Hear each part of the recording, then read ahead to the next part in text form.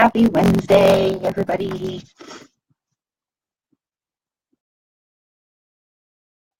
I'm here today. It's actually been a really nice, quiet week here.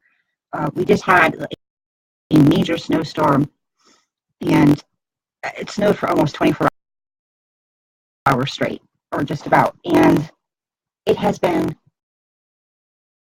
peaceful. And so yesterday I didn't get a whole lot of work done because I've just been in this mode, especially with that Jupiter-Pluto action that was going on yesterday. And now we're warming up to new moon, so things are going to get quieter and quieter, at least internally. And intuition is going to be able to come in because it's really just a reflection of us, and our own feelings are going to get stirred up a little. But that doesn't mean it's bad. It doesn't mean there's anything wrong. We are just now coming from a point where we can actually begin to get a lot more clarity around what does matter to us, what is coming up now, because what's coming up now are things that we need to start, get the ball moving on as we head into eclipse season. I see I'm a little jaggy here, but I guess that's okay. Now let me hop over and do some of that housekeeping stuff that I have to do until I start paying for BeLive. And oops, I went to the wrong thing. My business page.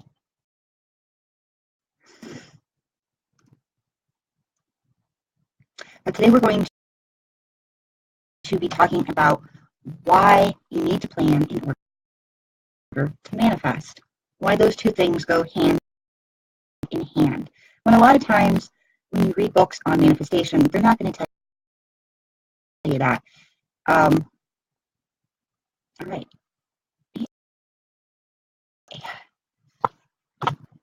They are really, a lot of the manifestation books out there, I'm not really knocking them. They do serve their purpose. We happen to be a society that is coming from a more secular standpoint, where most people are going to have tried to plan to make things happen beforehand. And so the way it's introduced in our society, it's like, at first it almost sounds like it's a replacement of planning. Don't plan for stuff to happen and manifest it. But really, those two things are meant to go hand in hand. So if you're live and if you're present here, shoot me some hearts, shoot me some love for this, around this topic. And if you are on replay, shoot me some emojis. Oh, hello Jess, hello Andrea. I like hearts. Oh, short one little heart. Okay. All right, so I figured we should start at a place where we all can, get on the same page here. So for me, manifestation is making your dreams happen. Period. End of point. Hello, James. I can't wait to pay for BeLive because I really miss being able to highlight all your comments and stuff and bring them up on the bring them up on the screen. But so manifestation is making your dreams happen. I am not bothering to define that any more past that, right? Because there are lots of ways to make things happen, whether you are using the law of attraction or not. I also have some very broad ideas about dreams too. But all right, so to make manifestation happen, we need to be in the right energies. So the energies that are resonant with what we are trying to bring into our lives, trying to birth, trying to make happen. The right energies to support that shit. We need a little bit of faith. Faith in ourselves, faith in our universe, faith in the inspirations, the dream seeds that we get. We need those things. We also need to have clear and focused will. Now, this will kind of lead into some of the planning stuff. The clear and focused will need to have our intentions, and we need to be able to aim for them, and we need to be able to take direct action toward them. And action, I'm going to say this again later, but action for me is decision, small steps, practical devotion, the little things you do every day that help support it. Research even. All those things could be action. It's not just about baby steps. It's not just about meeting the $1,000 goal every month. It's not one thing or the other. It's all these little actions. So we need to have a clear and present will and intention to be able to know what actions to take and to go and do it. All right. We need to be really fully present, and in that present moment, very grateful, even just for having the moment, having the chance to try and manifest our dreams. And got my cards and stuff. We need an openness to solution, especially in the Course of Miracles and the Law of Attraction stuff. They specifically state we can't have it planned down to the point where we know exactly how we're going to get these huger goals that we're going for. We have to align ourselves with the action, and we have to get in the energy of it, get in the energy of everything we want to see come into our lives. But we have to leave and we have to leave it open and have a little bit of faith that the universe is going to come and meet us halfway, or less, or more, or somewhere in between. We can't be so fixed that it has to happen exactly one way that we fail to take other opportunities. Hello, Melinda. Okay, and we also need devotion to the process. And by this I mean all those, I'm fuzzy today, but I'm not fuzzy. All those practical devotions. So how are you invoking the right energies? How are you coming to clarity with your intentions, with your willfulness? How are you being open? And once we establish a pattern, maybe a set of little practices that help keep us in the flow and in the go, you need to kind of keep that stuff up, because it's going to build off each other. It's going to build your positive energy bank up. But it also takes planning. And not just the planning of practical devotion. So not just the daily practice that helps get you into center and get your energies right and helps you start your day out. It takes more than that. It takes actual planning. Now, I don't like to keep my best kept secrets. It's my secrets. I'm all for mysticism, but true mysticism, not the whole sensational sales point. I have an ancient secret. Okay, yeah, no. So I'm going to tell you this straight up. The law of attraction needs action. It doesn't just need the right frame of heart, mind, energy. It doesn't just need the perfect vision. It actually needs action. It needs you to make decisions, commitments.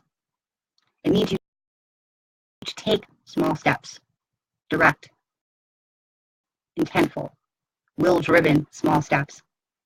It needs you to actually grow that positive energy bank so that you have fuel to keep going.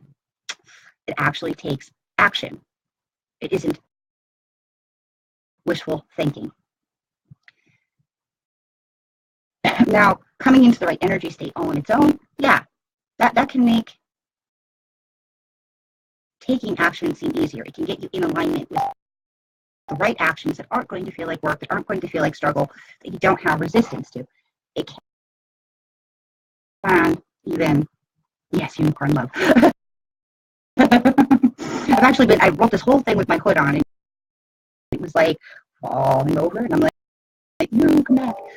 It's that kind of thing. The little things in life. They're beautiful, they're fun.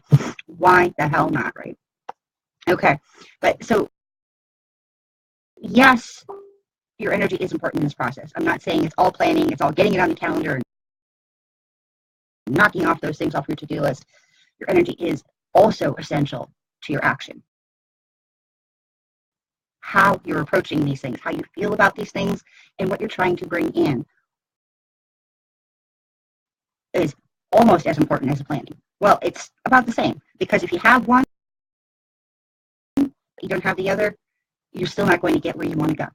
It's still not going to happen in the way where you feel like it's sustainable, where you feel like the universe is working with you. It's going to be either you trying to get the universe to act. So if you don't have the energy, but you have the planning stuff, like, you're just relying on yourself. If you are just doing the energy stuff, just coming to the point where you can write down an intention for the day that doesn't feel full of resistance, you are only relying on the universe, and you are not relying on yourself. And unfortunately, this is a co-creative process. We need to be full and integrated beings with our universal connection in order to make this shit happen. It won't happen any other way. So without planning, the actions are scattershot. If we can get to the point where we can build ourselves up to say, all right, I'm going to do this, I'm going to take action, but they're going to be scattershot, because we're not going to have the alignment we need with our soulfulness, with our inspiration, with our universal connection. They're not going to get us where we want to go either. Okay.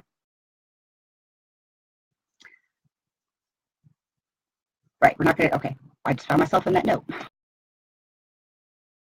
Wow. And I don't even know why it's a struggle today. I've been like up, and I've been, made myself breakfast, I got myself coffee, I've been brooding, I've been chilling, and now I'm like, oh, the camera's on. Let me stare at the camera.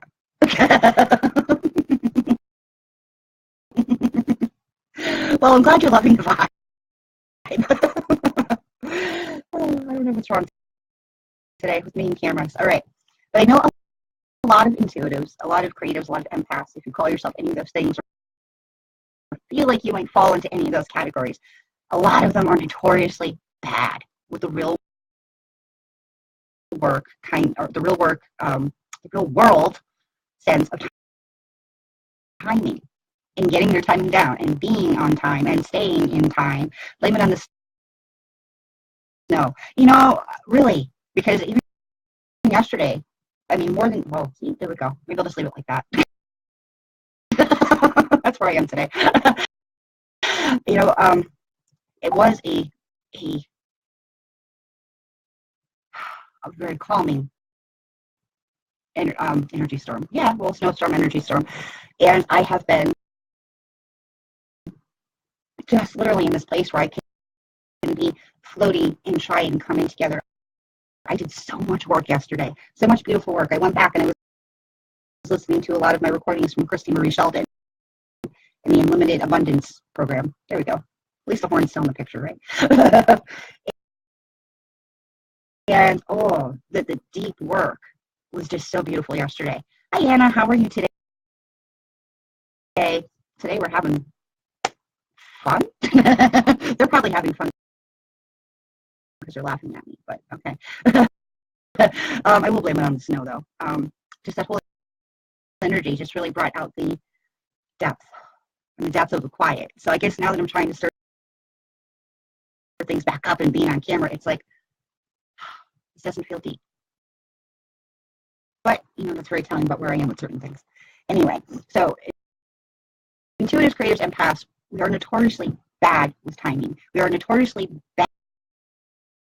bad with sustained follow-through if we don't see immediate results. I blame it on empathy. I say empathy kind of turns itself inward in a way that we don't understand why a lot of times the world doesn't reflect the way we think things should go, the potential we see in the world, in ourselves, in how events go. And when we are continually trying to look at it from that very, let's say, literal standpoint, but I saw this potential, why didn't it go? A lot of times that empathy is going to turn right back in on you. But it's all false evidence, especially as Gabrielle Bernstein would call it. It's all false evidence that we're putting onto the world. It's our expectations that we're putting onto the world. And it's mostly ego, because it's an interpretation of guidance. It's an interpretation of the energy that's coming through. And just because we see it doesn't mean that it is real in this present moment. And it took me so many years to put this stuff together. Like this whole dream casting stuff that I've been talking about this month isn't something that came to me last month. It isn't something that came to me even last year when I started writing the actual book that's actually up on Amazon. You can go Google it, whatever. When I wrote the book, it was really stuff that I was starting to work out for myself, because I had come to the point where I was building in a lot of consciousness practices into what I was already doing. And it took a whole shift in me to even be able to understand how one could be so solidly in center, in their presence, in the moment, and still go after dreams, future moments, so to speak. You know, there is that gray area between coming out of the moment and planning for the future. We have to kind of learn how to do both. And I think that's where the disconnect is. We can be very present with people, with situations, with our dreams, and know where they could lead. We can see that potential very, very, very easily and fall in love with it so very hard. But the minute we start getting out of that present moment and we start taking that dream for granted that it's happening,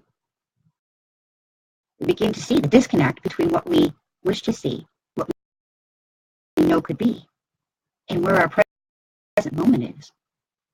And then when you feel that disconnect, well, you know, the whole downward spiral kind of happens, because then you're like, well, you know, is it me? Why do these things keep feeling weird after a time? But those are all kind of part of the process. And that's what I had to understand. And that is the point where I'm teaching from right now with this. Because being in that present moment and still believing in dreams is the only way we're going to manifest healing, manifest the money, manifest the whatever it is we're actually going for.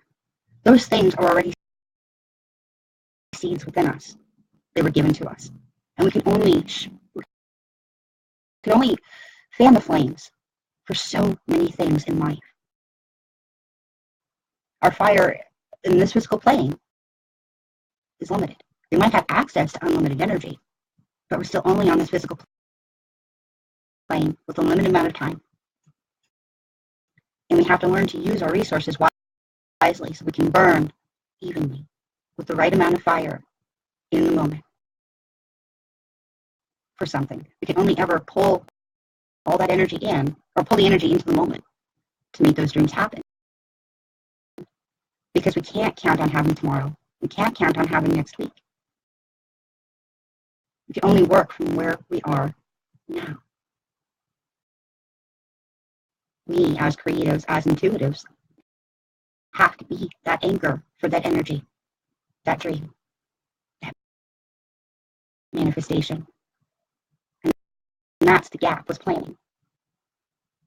Because you have to continually devote yourself to being that anchor while also learning to take action, make decisions, feel into what is right for the dream, for the 24 hours you have.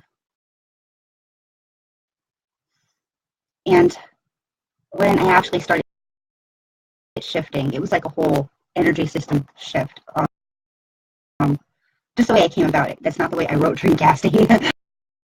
I wrote dream casting more in a sense of having just little continual realizations about yourself, your relationship to present, your relationship with your futures. So you won't have to go through that whole big awakening process that was so very physical for me. lot of energy work. But once I finally got to that place where not only was I using it in my daily life, but I was also able to write down what I was doing and how I was working it. I was able to break those burnout cycles. I was able to break out of those cycles where I would just continually beat myself up if something did start feeling weird, because it wasn't about me. It wasn't something wrong about me. I was simply coming to a new stage in the planning process, in the manifestation process. I had to lean into the clarity that I was experiencing instead of retracting my energy, retracting my action to try and figure out what was wrong. Because there wasn't anything wrong. I was seeking more information. All right. I also had, in that dream casting process, I also learned how to, not just why it was important, but how to put my energy first. I am even guilty of this to this day, and I have, it just has to peel layers and layers over time, but guilty to this day of putting everybody else's needs and plans and daily oopses in front of what I was doing, in front of getting out and doing live streams, in front of putting in the time to write the book, in front of making sure I got all the worksheets set up, in front of pre-planning stuff so I wouldn't have to stress. I put everybody else before me. And even when I went into business, back when I first did my jewelry stuff, I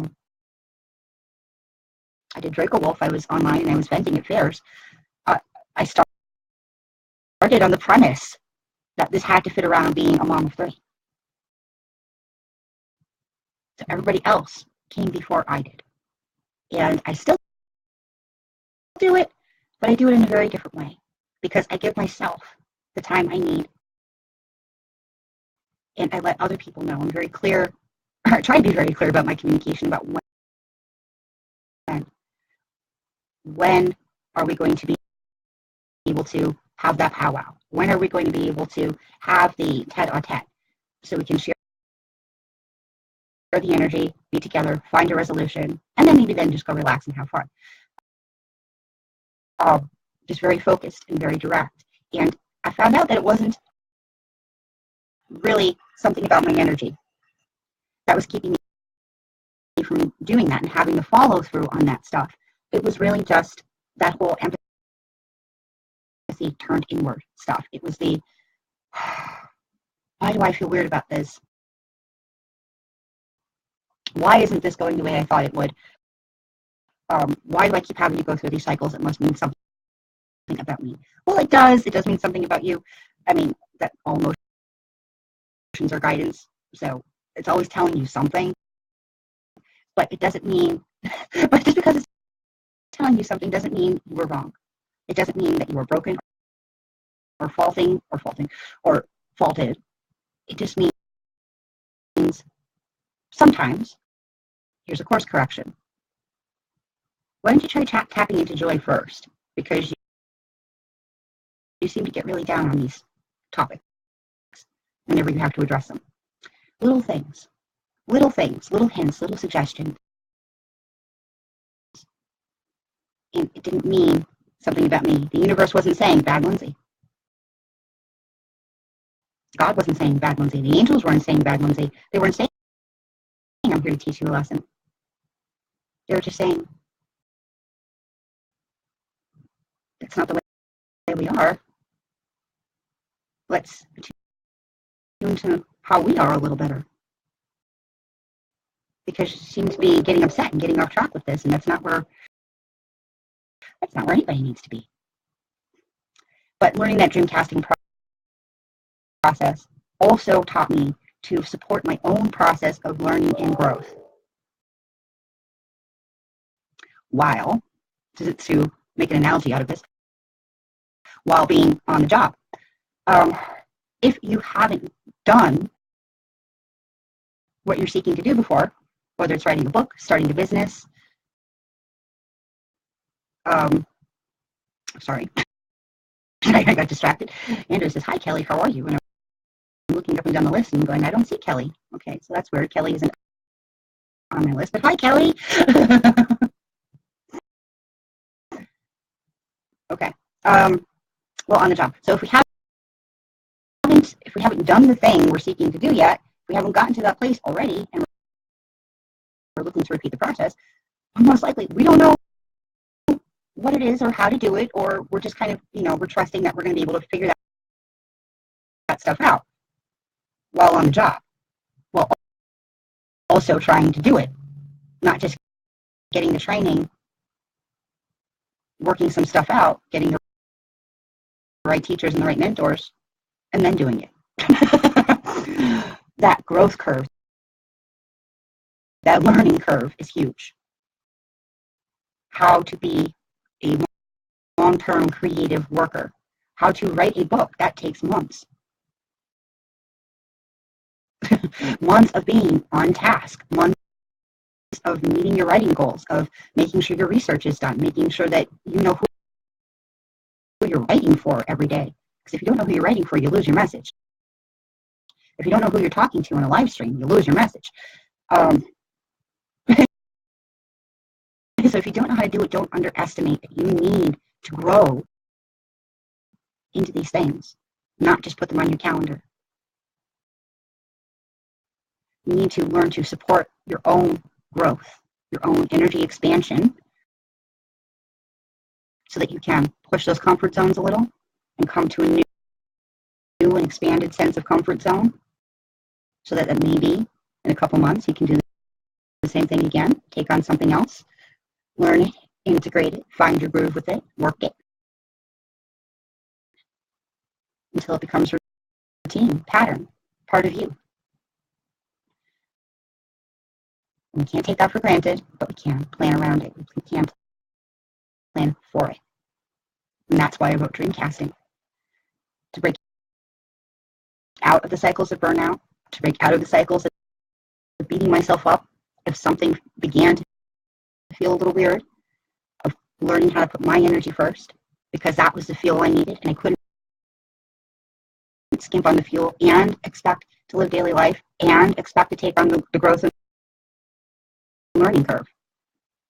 And I've had to learn how to plan for my own expansion, my energy expansion, my heart expansion, the expansion of the idea of what I was even capable of producing and finishing and knocking out of the park. And once I learned that, everything changed. Can't say it made all the things I had to do less, but it certainly put me in a different place with my alignment in the present moment, so that I can, more often than not, just keep tackling that shit and have that consistency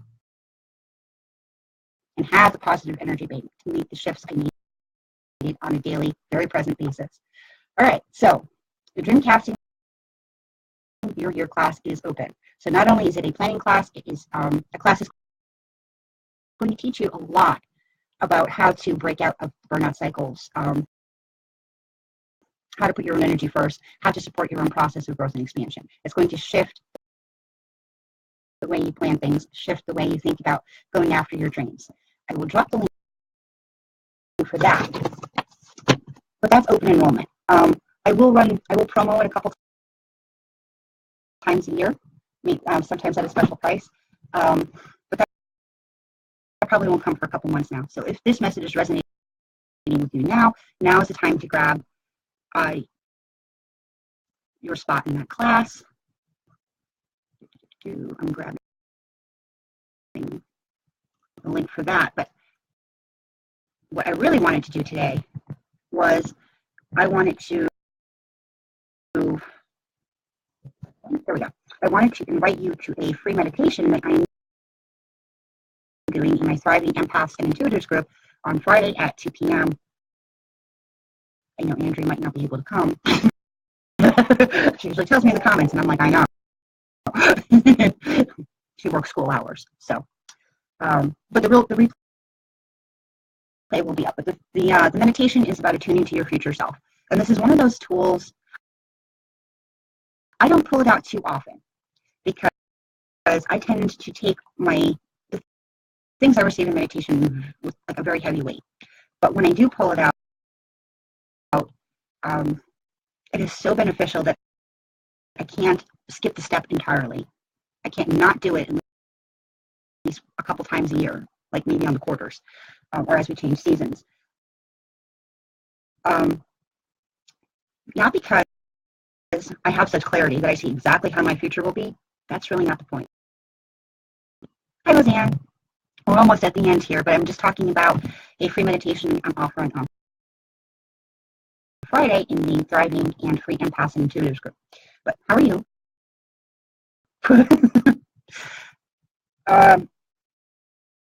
So it's not important because we get this like literal and direct sense, like I will look like this and I will be like this and I will definitely live in that house.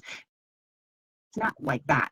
Because it can't be. A lot of people don't visualize well. A lot of people feel into things more. Some people will attune to more symbols or colors or other things than direct mind's eye kinds of stuff. So what you get out of the meditation really is more of a sense of what shifts you need to make in order to get where you're going. Now, I am a person who believes in this concept of the eternal now. So what exists now in the present is your past, your present, your future self. All of your potential already exists in this present moment. And we can tap into that. We can tap into that potential that we're striving toward, that we would love to be, that we desire to bring forth in this world. And we can feel into it.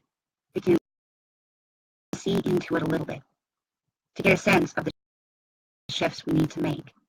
I know when I first did this, I did something like this with Christy Marie Sheldon, and it was wild. It wasn't. I have two potentials that I am constantly, not constantly, but I'm crafting that middle road for here. And one was this like really this woman with all these dreads basically, and almost like a leather bodice or like leather armor. But she would go to fairs, and she was always scouting for those who need advancement, who need the awakening, who are ready to take on the extra lessons, not just to be positive, but to really start becoming anchors and manifestors in this world. And the other future potential was someone who has already built a community, someone who already has the body of work out there, and who is almost like a networker, a weaver of energy, a weaver of networks.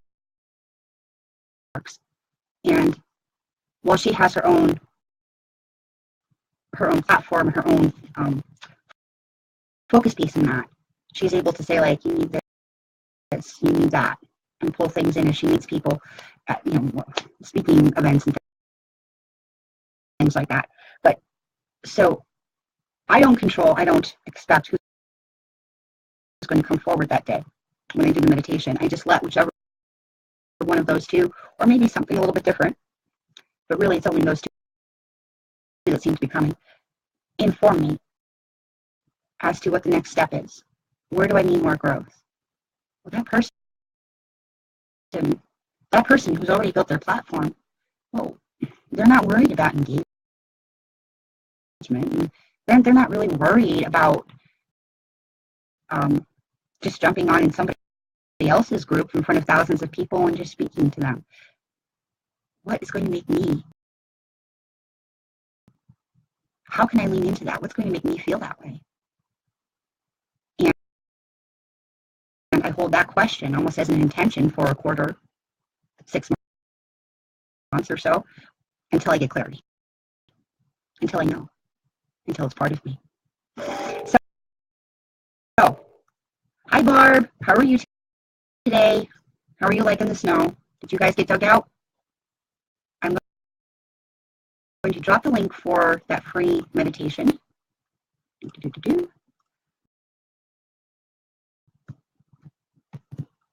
And when you join the Thriving and Free Empaths and Intuitives group, don't forget to grab access to my Inner Priestess library, which is free. And there's all sorts of meditations and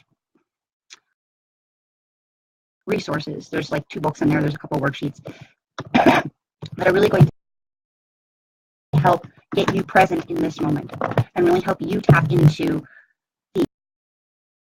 your ability to anchor those potentials and carry them